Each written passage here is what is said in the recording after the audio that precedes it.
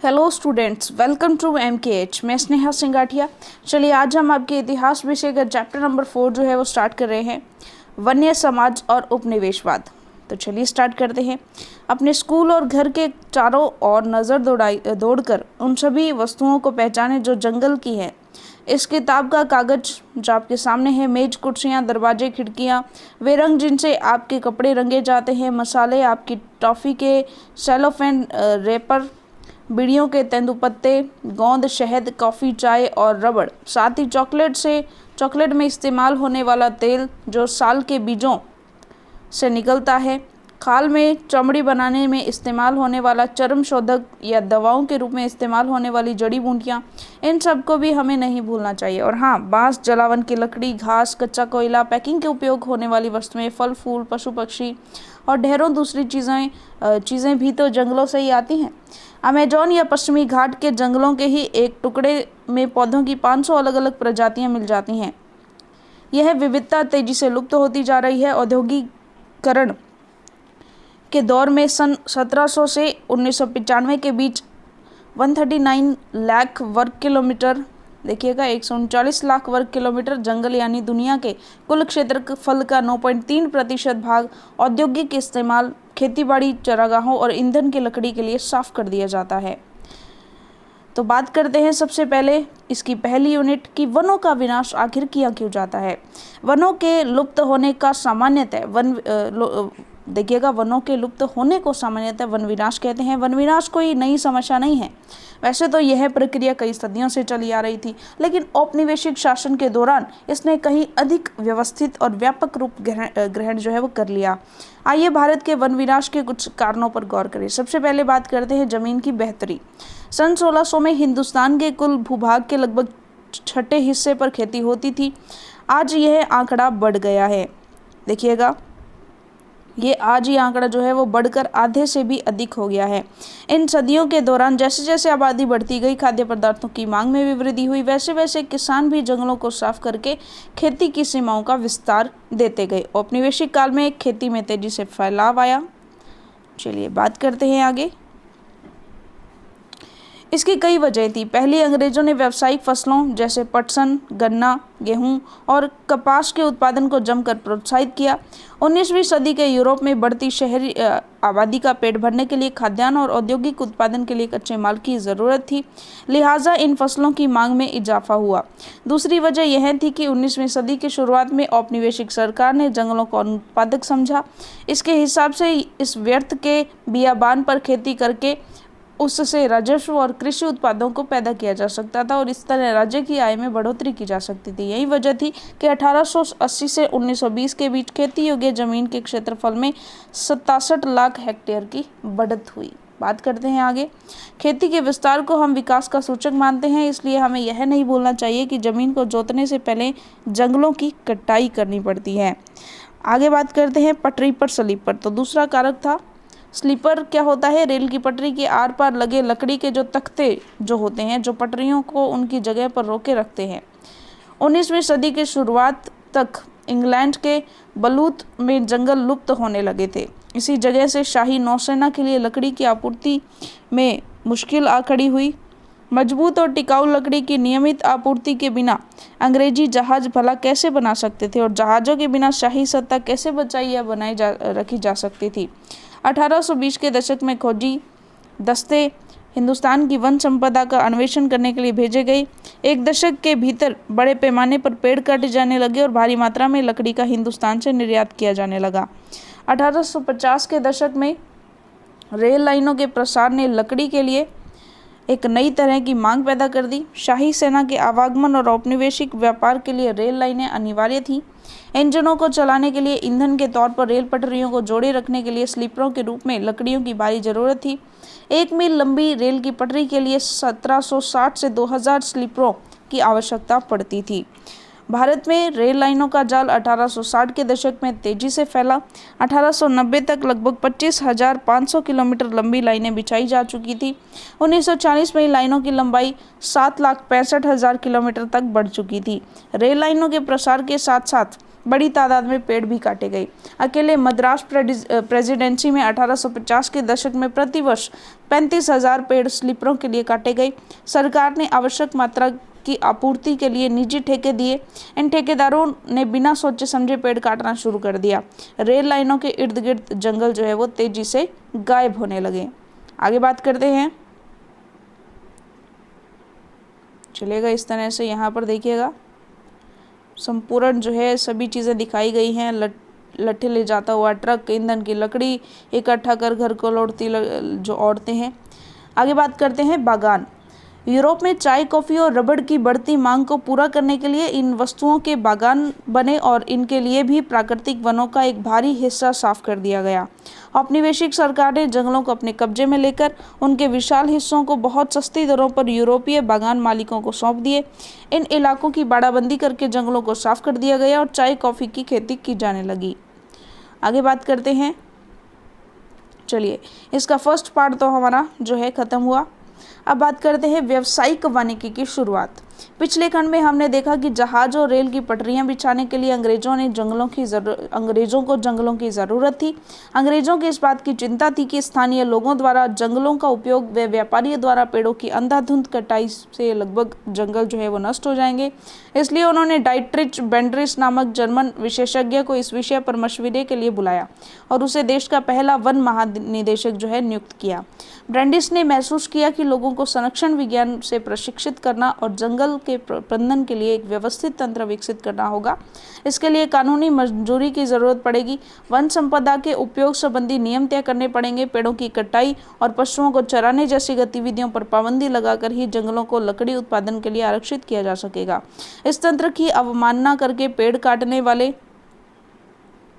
किसी भी व्यक्ति को सजा का भागी बनना होगा। इस तरह ब्रेंडिस ने 1864 में भारतीय वन सेवा की स्थापना की और 1865 में भारतीय वन अधिनियम को सूत्रबद्ध करने में सहयोग दिया।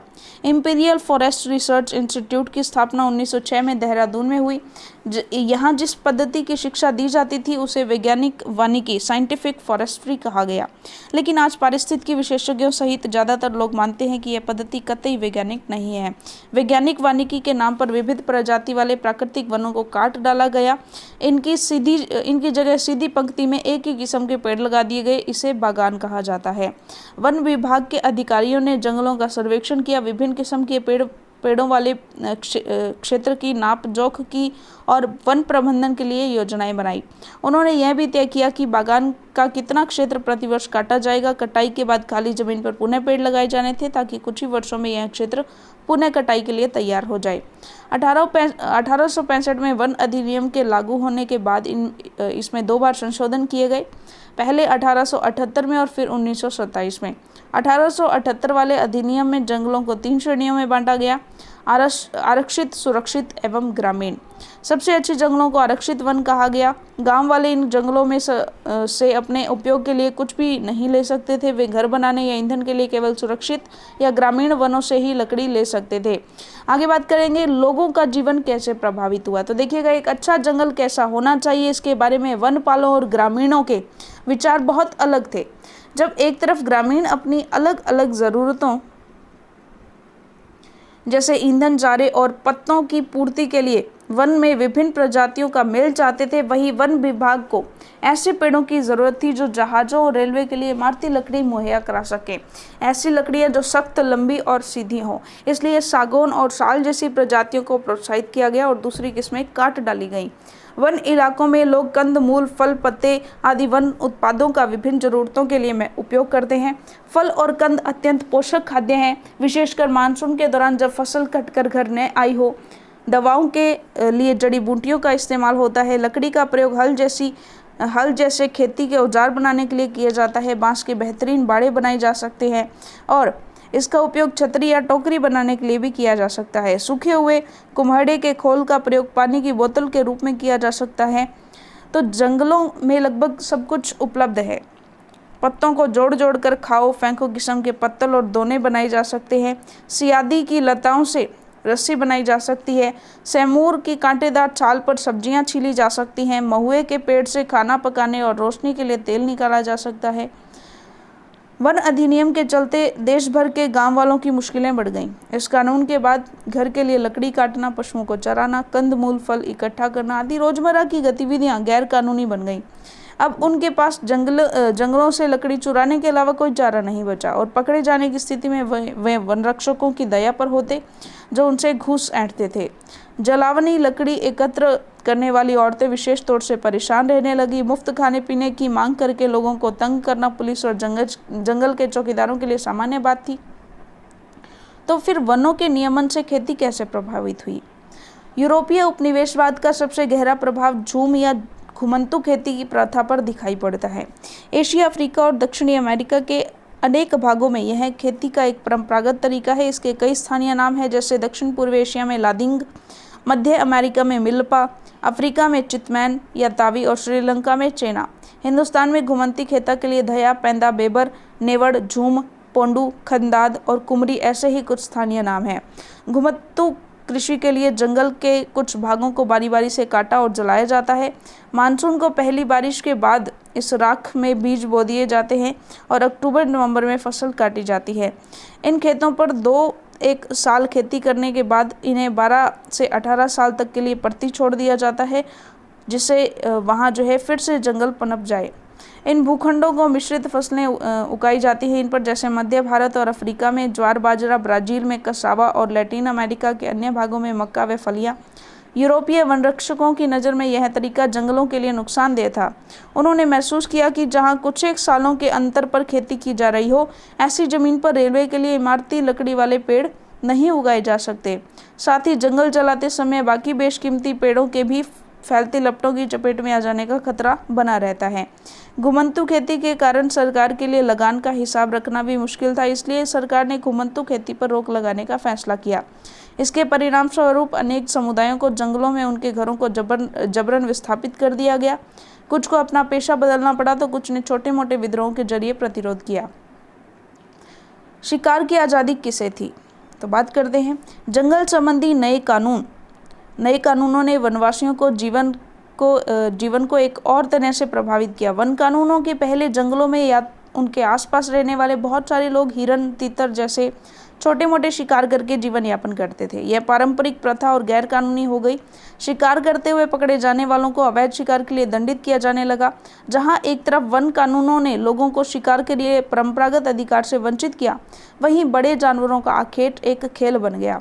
हिंदुस्तान में बाघों और दूसरे जानवरों का शिकार करना सदियों से दरबारी और नवाबी संस्कृति का हिस्सा रहा है। अनेक मुगल कलाकृतियों में शहजादों और सम्राटों को शिकार का मजा लेते हुए दिखाया गया है, किंतु औपनिवेशिक शासन के दौरान शिकार का चलन इस पैमाने तक बढ़ा कि कई प्रजातियां जो है लगभग पूरी तरह जो है विलुप्त हो गईं। अंग्रेजों की नज़र में बड़े जानवर जंगली, बर्बर और आदि समाज के प्रतीक चिन्ह थे। उनका मानना था कि खतरनाक जानवरों को मारकर वे हिंदुस्तान को सभ्य बनाएंगे। बाघ, भेड़िए और दूसरे बड़े जानवरों के शिकार पर वह यह कहकर इनाम दिए गए कि इनसे किसानों को खतरा है। 1875 से 1925 के बीच इनाम के लालच में 80,000 से भी ज़्यादा बाघ, 1,50,000 तेंदुए और 2 लाख भेड़िए मार गिराए गए। धीरे धीरे बाघ के शिकार को एक खेल की ट्रॉफी के रूप में देखा जाने लगा। अकेले जॉर्ज यूल नामक अंग्रेज अफसर ने 400 बाघों को जो है वो मारा था। देखिए आगे बात करते हैं। प्रारंभ में जंगल के कुछ इलाके शिकार के लिए ही आरक्षित थे। काफ़ी समय बाद जो है पर्यावरणविदों, संरक्षणवादियों ने आवाज़ उठाई और जानवरों की इन सारी प्रजातियों की सुरक्षा होनी चाहिए, न कि इनको मारा जाना चाहिए, इस तरह की आवाज़ उठाई। चलिए बात करते हैं आगे। नए व्यापार, नई रोजगार और नई सेवाएं। जंगलों पर वन विभाग का नियंत्रण स्थापित हो जाने से लोगों को कई तरह के नुकसान हुए, लेकिन कुछ लोगों को व्यापार के लिए नए अवसरों का लाभ भी मिला। कई समुदाय अपने परंपरागत पेशे को छोड़कर वन उत्पादों का व्यापार करने लगे। महज हिंदुस्तान ही नहीं बल्कि दुनिया भर में कुछ ऐसा ही नज़ारा दिखता है। उदाहरण के लिए 19वीं सदी के मध्य में ऊंची जगहों पर रहकर मैनियोक उगाने वाले ब्राज़ीली अमेजोन के मुंदुरुकु समुदाय के लोगों ने व्यापारियों को रबड़ की आपूर्ति के लिए जंगली रबड़ के वृक्षों से लेटेक्स एकत्र करना प्रारंभ कर दिया। कालांतर में वे व्यापार चौकियों की ओर नीचे उतर आए और पूरी तरह व्यापारियों पर निर्भर हो गए। हिंदुस्तान में वन उत्पादों का व्यापार कोई अनोखी बात नहीं थी। मध्यकाल में ही आदिवासी समुदायों द्वारा बंजारा आदि घुमंतू समुदायों के माध्यम से हाथियों और दूसरे सामान जैसे खाल, सींग, रेशम के कोए, हाथी दांत, बांस, मसाले, रेशे, घास, गोंद और राल के व्यापार के सबूत मिलते हैं। लेकिन अंग्रेजों के आने के बाद व्यापार पूरी तरह सरकारी नियंत्रण में चला गया। ब्रिटिश सरकार ने कई बड़ी यूरोपीय व्यापारी कंपनियों को विशेष इलाकों में वन उत्पादों के व्यापार की इजारेदारी सौंप दी। स्थानीय लोगों द्वारा शिकार करने और पशुओं को चराने पर बंदिशें लगा दी गईं। इस प्रक्रिया में मद्रास प्रेसिडेंसी के कोरवा, कराचा व येरुकुला जैसे अनेक चरवाहे और घुमंतू समुदाय अपनी जीविका से हाथ धो बैठे। इनमें से कुछ को अपराधी कबीले कहा जाने लगा। ये सरकार की निगरानी में फैक्ट्रियां, खदानों और बागानों में काम करने को मजबूर हो गए। काम के नए अवसरों का मतलब यह नहीं था कि उनकी जीवन स्थिति में हमेशा सुधार ही हुआ हो। असम के चाय बागानों में काम करने के लिए झारखंड के संथाल और उरांव व छत्तीसगढ़ के गोंड जैसे आदिवासी मर्द व औरतें दोनों को भर्ती किया गया। उनकी मजदूरी बहुत कम थी और कार्य परिस्थितियाँ उतनी ही खराब। उन्हें उनके गाँवों से उठाकर भर्ती तो कर लिया गया, लेकिन उनकी वापसी आसान नहीं थी। आगे बात करते हैं वन विद्रोह। हिंदुस्तान और दुनिया भर में वन समुदायों ने अपने ऊपर थोपे गए बदलावों के खिलाफ बगावत की। संथाल परगना में सिंधु और कानू, छोटा नागपुर में बिरसा मुंडा और आंध्र प्रदेश में अल्लूरी सीताराम राजू को लोकगीतों और कथाओं में अंग्रेजों के खिलाफ उभरे आंदोलन के नायक के रूप में आज भी याद किया जाता है। अब हम बस्तर रियासत में 1910 में हुए ऐसे ही एक विद्रोह का विस्तार से अध्ययन करेंगे। बस्तर के लोग। बस्तर छत्तीसगढ़ के सबसे दक्षिणी छोर पर आंध्र प्रदेश, उड़ीसा और महाराष्ट्र की सीमाओं से लगा हुआ क्षेत्र है। बस्तर का केंद्रीय भाग पठारी है। इस पठार के उत्तर में छत्तीसगढ़ का मैदान और दक्षिण में गोदावरी का मैदान है। इंद्रावती नदी बस्तर के आर पार पूर्व से पश्चिम की तरफ बहती है। बस्तर में मरिया और मुरिया, गोंड, दुर्वा, भतरा, हलवा आदि अनेक आदिवासी समुदाय रहते हैं। अलग अलग जमाने बोलने के बावजूद इनके रीति रिवाज और विश्वास एक जैसे हैं। बस्तर के लोग मानते हैं कि हर एक गांव को उसकी जमीन धरती माँ से मिली है और बदले में वे प्रत्येक खेती हर त्योहार पर धरती को चढ़ावा चढ़ाते हैं। धरती के अलावा वे नदी, जंगल और पहाड़ों की आत्मा को भी उतना ही मानते हैं। चूँकि हर गांव को अपनी चौहदी पता होती है, इसलिए ये लोग इन सीमाओं के भीतर समस्त प्राकृतिक संपदाओं की देखभाल करते हैं। यदि एक गांव के लोग दूसरे गांव के जंगल से थोड़ी लकड़ी लेना चाहते तो इनके बदले में एक छोटा शुल्क अदा करते हैं, जिसे देवसारी दांड या मान कहा जाता है। कुछ गांव अपने जंगलों की हिफाजत के लिए चौकीदार रखते हैं, जिन्हें वेतन के रूप में हर घर से थोड़ा थोड़ा अनाज दिया जाता है। हर वर्ष एक बड़ी सभा का आयोजन होता है, जहां एक परगने के गांवों के मुखिया जुड़ते हैं और जंगल सहित तमाम दूसरे अहम मुद्दों पर चर्चा करते हैं। लोगों के भय। औपनिवेशिक सरकार ने 1905 में जब सरकार के 2/3 हिस्से को आरक्षित करने, घुमंतू खेती को रोकने और शिकार में वन्य उत्पादों के संग्रह पर पाबंदी लगाने जैसे प्रस्ताव रखे तो बस्तर के लोग बहुत परेशान हो गए। कुछ गांवों को आरक्षित वनों में इस शर्त पर रहने दिया गया कि वे वन विभाग के लिए पेड़ों की कटाई और ढुलाई का काम मुफ्त में करेंगे और जंगल को आग से बचाए रखेंगे। बाद में इन्हीं गांव को वन ग्राम कहा जाने लगा। देखिएगा, बाकी गांवों के लोग जो हैं वो बगैर किसी सूचना या मुआवजे के हटा दिए गए। काफ़ी समय से गांव वाले जमीन के बढ़े हुए लगान और औपनिवेशिक अफसर के हाथों बेगार और चीज़ों की निरंतर मांग से त्रस्त थे। इसके बाद भयानक अकाल का दौर आया। पहले 1899, 1900 में और फिर 1907 से 1908 में वन आरक्षण ने चिंगारी का काम किया। लोगों ने बाजारों में, त्योहारों के मौके पर और जहां कहीं भी कई गांवों के मुखिया और पुजारी लोग इकट्ठा होते वहां जमा होकर इन मुद्दों पर चर्चा करना प्रारंभ कर दिया। कांगेर वनों के धुरवा समुदाय के लोग इस मुहिम में सबसे आगे थे, क्योंकि आरक्षण सबसे पहले यहीं लागू हुआ था। हालांकि कोई एक व्यक्ति इनका नेता नहीं था। बहुत सारे लोग नेथा नार गांव के गुंडाधुर को इस आंदोलन की अहम शख्सियत मानते हैं। 1910 में आम की टहनियाँ, मिट्टी के ढेले, मिर्च और तीर गांव-गांव चक्कर काटने लगे। यह गांवों में अंग्रेजों के खिलाफ बगावत का संदेश था। हर एक गांव ने इस बगावत के खर्चे में कुछ न कुछ मदद की। बाजार लूटे गए, अफसरों और व्यापारियों के घर, स्कूल और पुलिस थानों को लूटा व जलाया गया। अनाज का पुनर्वितरण कर दिया गया। जिन पर हमले हुए उनमें से ज़्यादातर लोग औपनिवेशिक राज्य और इनके दमनकारी कानूनों से किसी न किसी तरह जुड़े थे। इन घटनाओं ने एक चश्मदीद गवाह मिशनरी विलियम वार्ड ने लिखा कि पुलिस वालों, व्यापारियों, जंगल के अर्दलियों, स्कूल मास्टरों और प्रवासियों का हुजूम चारों तरफ से जगदलपुर में चला आ रहा था। अंग्रेजों ने बगावत को कुचल देने के लिए सैनिक भेजे। आदिवासी नेताओं ने बातचीत करनी चाहिए, लेकिन अंग्रेज फौज ने उनके तंबुओं को घेर कर उन पर गोलियां चला दी। इसके बाद बगावत में शरीक लोगों पर कोड़े बरसाते और उन्हें सजा देते सैनिक गांव-गांव घूमने लगे। ज़्यादातर गांव खाली हो गए क्योंकि लोग भागकर जंगलों में चले गए थे। अंग्रेजों को फिर से नियंत्रण पाने में 3 महीने लग गए, फिर भी वे गुंडाधूर को कभी नहीं पकड़ सके। विद्रोहियों की सबसे बड़ी जीत यह रही कि आरक्षण का काम कुछ समय के लिए स्थगित कर दिया गया और आरक्षित क्षेत्र को भी 1910 से पहले की योजना से लगभग आधा कर दिया गया। बस्तर के जंगलों और लोगों की कहानी यहीं खत्म नहीं होती। आज़ादी के बाद भी लोगों को जंगलों से बाहर रखने और जंगलों को औद्योगिक उपयोग के लिए आरक्षित रखने की नीति कायम रही। 1970 के दशक में विश्व बैंक ने प्रस्ताव रखा कि कागज उद्योग को लुगदी उद्योग उपलब्ध कराने के लिए 4600 हेक्टेयर प्राकृतिक साल वनों की जगह देवदार के पेड़ लगाए जाए, लेकिन स्थानीय पर्यावरणविदों के विरोध के परिणाम स्वरूप यह परियोजना जो है वो रोक दी गई। आइए अब एशिया के एक और हिस्से इंडोनेशिया की तरफ चलें और जरा देखें कि इसी वक्त वहाँ क्या कुछ हो रहा है। जावा के जंगलों में हुए बदलाव। जावा को आजकल इंडोनेशिया के चावल उत्पादक द्वीप के रूप में जाना जाता है। आप जानते हैं कि यहाँ पर सुमात्रा, जावा और बाली 3 द्वीप हैं इंडोनेशिया के, लेकिन एक ज़माने में यह क्षेत्र अधिकांशतः वनाच्छादित था, जो जावा द्वीप था। इंडोनेशिया एक डच उपनिवेश था और जैसा कि हम देखेंगे भारत व इंडोनेशिया में वन कानूनों में कई समानताएं थी। इंडोनेशिया में जावा ही वह क्षेत्र है जहां डचों ने वन प्रबंधन की शुरुआत की थी। अंग्रेजों की तरह वे भी जहाज बनाने के लिए जावा से लकड़ी हासिल करना चाहते थे। सन 1600 में जावा की अनुमानित आबादी 34 लाख थी। हालांकि उपजाऊ मैदान में ढेर सारे गाँव थे, लेकिन पहाड़ों में भी घुमंतू खेती करने वाले अनेक समुदाय रहते थे। आगे बात करते हैं जावा के लकड़हारे। जावा में कलांग समुदाय के लोग कुशल लकड़हारे और घुमंतू किसान थे। उनका महत्व इस बात से आंका जा सकता है कि 1755 में जब जावा की माताराम रियासत बंटी तो यहाँ के 6000 कलांग परिवारों को भी दोनों राज्यों में बराबर बराबर बांट दिया गया। उनके कौशल के बगैर सागौन की कटाई कर राजाओं के महल बनाना बहुत मुश्किल था। डचों ने जब 18वीं सदी में वनों पर नियंत्रण स्थापित करना प्रारंभ किया, तब उन्होंने भी कोशिश की कि कलांग उनके लिए काम करे। 1770 में कलांगों ने एक डच किले पर हमला करके इसका प्रतिरोध किया, लेकिन इस विद्रोह को दबा दिया गया। बात करते हैं डच वैज्ञानिक वानिकी।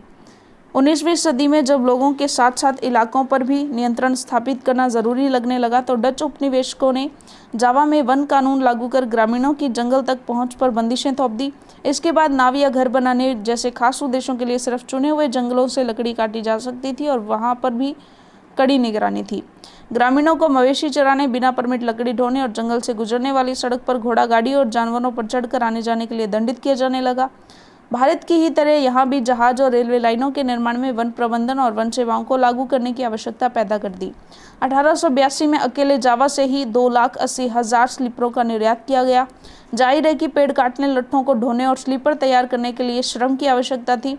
डचों ने पहले तो जंगलों में खेती की जमीनों पर लगान लगा दिया और बाद में कुछ गांवों को इस शर्त पर इससे मुक्त कर दिया गया कि वे सामूहिक रूप से पेड़ काटने और लकड़ी ढोने के लिए भैंसें उपलब्ध कराने का काम मुफ्त में किया करेंगे। इस व्यवस्था को देखिएगा ब्लेंडा गडियनस्टेन के नाम से जाना गया।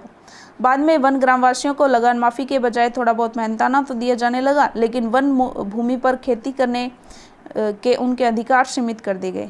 सामीन की चुनौती। सन 1890 के आसपास सागौन के जंगलों में स्थित रांदू बलातुंग गांव के निवासी सुरंतिको सामीन ने जंगलों पर राजकीय मालिकाने पर सवाल खड़ा करना प्रारंभ कर दिया। इसका तर्क था कि चूंकि हवा, पानी, जमीन और लकड़ी राज्य की बनाई हुई नहीं है, इसलिए उन पर उसका अधिकार नहीं हो सकता। जल्दी ही एक व्यापक आंदोलन खड़ा हो गया। इस आंदोलन को संगठित करने वाले सामीन का दामाद भी सक्रिय था। 1907 तक 3000 परिवार उसके विचारों को मानने लगे थे। डच जब जमीन का सर्वेक्षण करने आए तो कुछ सामीनवादियों ने उनकी ज़मीन पर लेटकर इसका विरोध किया, जबकि दूसरों ने लगान या जुर्माना भरने और बेगान देने से इनकार कर दिया। तो यहाँ पर देखिएगा ये जो सुमात्रा और ये जो जावा द्वीप यहाँ पर दिखाया गया है, ये सुमात्रा द्वीप है और ये जावा द्वीप है।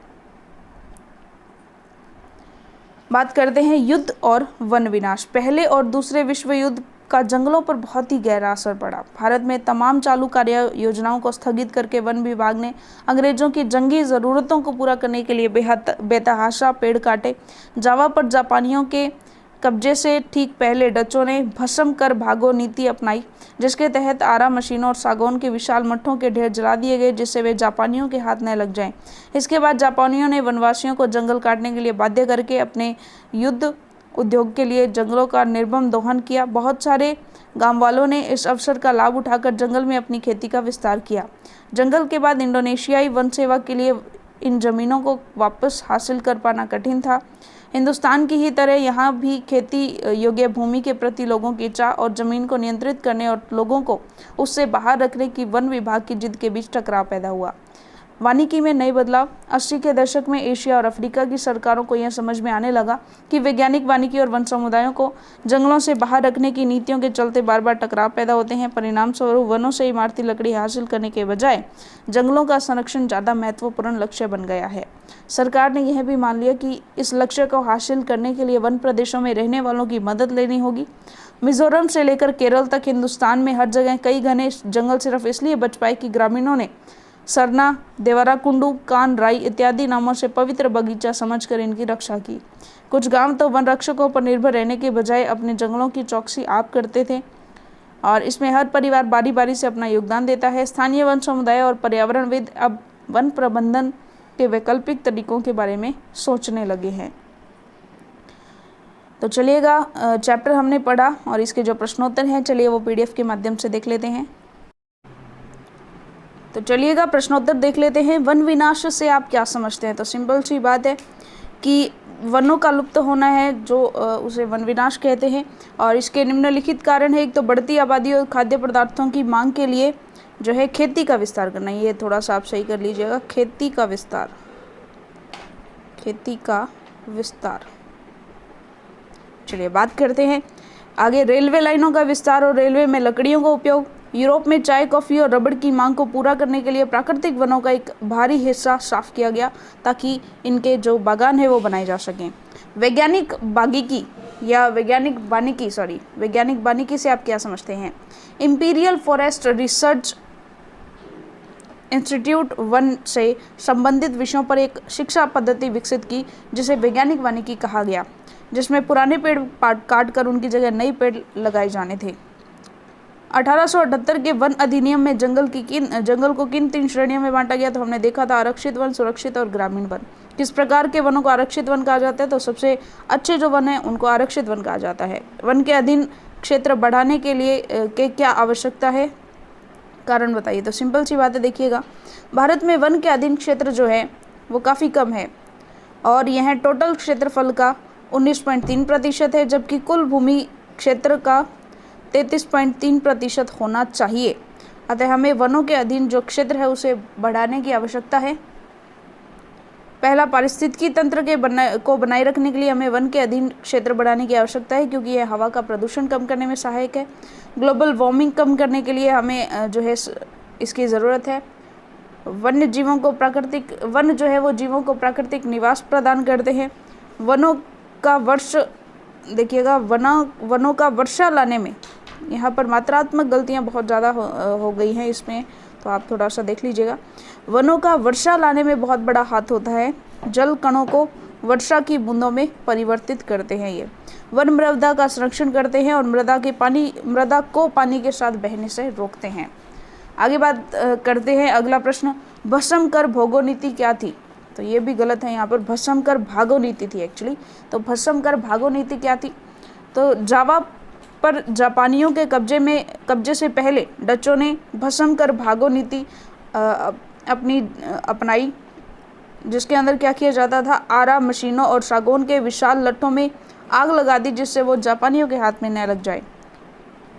वन ग्राम से आप क्या समझते हैं? तो देखिएगा, आरक्षित वनों में वन विभाग के लिए पेड़ों की कटाई और ढुलाई का काम मुफ्त करने की शर्त पर इस काम को करने वालों को वनों में रहने दिया गया, जिसे वनग्राम कहा गया। ये वनों को आग से रक्षा भी करते थे। कृषि ने वन विनाश को किस प्रकार प्रभावित किया है? तो सिंपल सी बात है कि कृषि ने वन विनाश को निम्न प्रकार से प्रभावित किया। आबादी बढ़ने से, खाद्य पदार्थों की मांग में वृद्धि से वनों को काटकर कृषि कार्य जो है किया जाने लगा। औपनिवेश काल में खेती में बेतहाशा वृद्धि हुई। जंगल काटकर चाय, कॉफ़ी और रबड़ के जो बागान है वो बनाए गए। रेलवे ने वन विनाश को कैसे प्रभावित किया? तो सिंपल सी बात है, जहाँ जहाँ रेलवे लाइनें बिछाई गई वहाँ से वनों का सफाया कर दिया गया। रेल लाइनों के प्रसार के लिए जो स्लीपर होते हैं, जो लकड़ी के लट्ठे होते हैं, तो उनके लिए भी प्रतिवर्ष लाखों की संख्या में पेड़ जो है वो काटे गए। चलिए अगला प्रश्न देखिएगा। औपनिवेशिक काल के वन प्रबंधन में आए परिवर्तनों ने इन समूहों को कैसे प्रभावित किया? पहले झूम खेती करने वालों को, घुमंती और चरावाहों को, लकड़ी और वन उत्पादों का व्यापार करने वाली कंपनियों को, बागानों को। तो इन सभी के विद रिस्पेक्ट हमें देखना है, मतलब इनके लिए देखना है हमें। तो सबसे पहले बात करते हैं झूम खेती करने वालों को। देखिएगा, सरकार ने घुमत्तू खेती पर रोक लगाने का फैसला किया, तो इसके परिणाम स्वरूप अनेक समुदायों को जंगलों में उनके घरों से जबरन विस्थापित कर दिया गया। कुछ को अपना पेशा बदलना पड़ा, तो कुछ ने छोटे बड़े विद्रोहों के जरिए जो है प्रतिरोध किया। तो बात करते हैं घुमंतू और चरावाहा समुदायों को कैसे प्रभावित किया। वन अधिनियम के चलते देश भर में गांव वालों की मुश्किलें बढ़ गई। इस कानून के बाद घर के लिए लकड़ी काटना, पशुओं को चराना, कंद मूल फल इकट्ठा करना आदि रोजमर्रा की गतिविधि गैरकानूनी बन गई। अब उनके पास जंगलों से लकड़ी चुराने के अलावा कोई चारा नहीं बचा और पकड़े जाने की स्थिति में वे वन रक्षकों की दया पर होते थे, जो उनसे घूस ऐंठते थे। जलावनी लकड़ी एकत्र करने वाली औरतें विशेष तौर से परेशान रहने लगी। स्थानीय लोगों द्वारा शिकार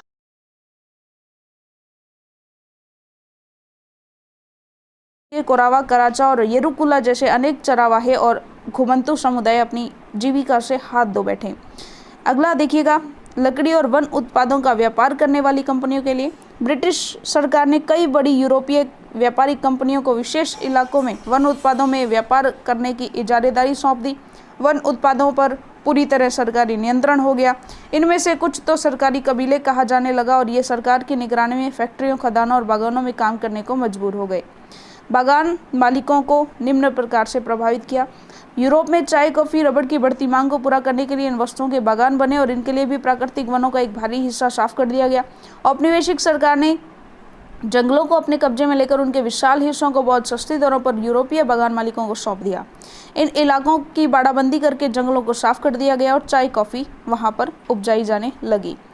आगे देखिएगा, शिकार खेलने वाले राजाओं और अंग्रेज अफसरों को निम्न प्रकार से प्रभावित किया।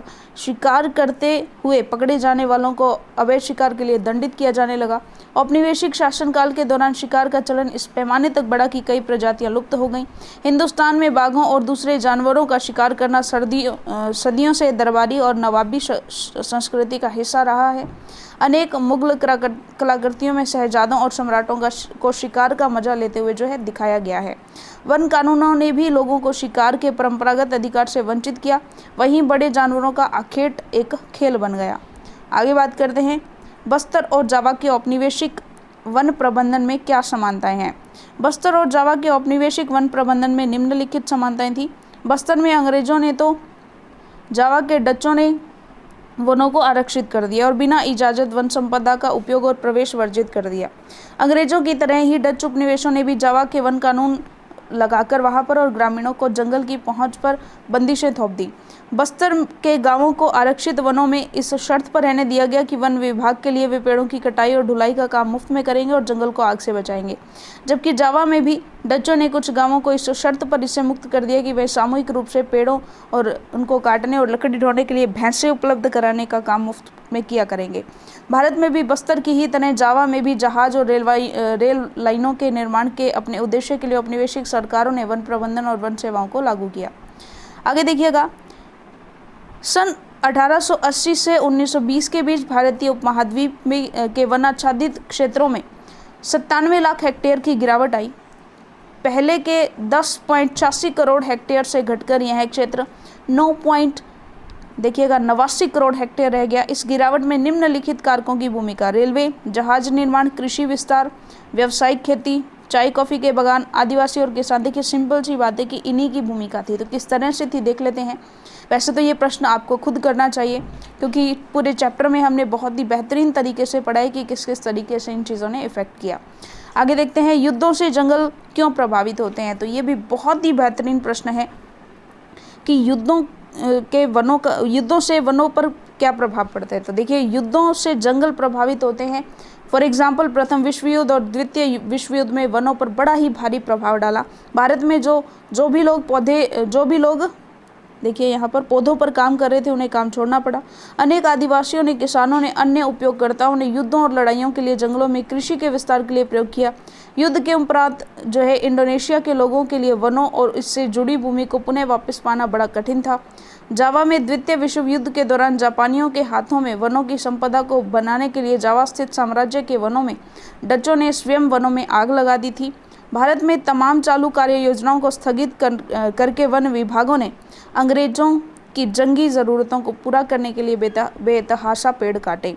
वन विभाग से आप क्या समझते हैं। भारत में वन विनाश के कारणों का वर्णन करो। तो सिंपल सी बात है, ये हम ऑलरेडी पढ़ चुके हैं।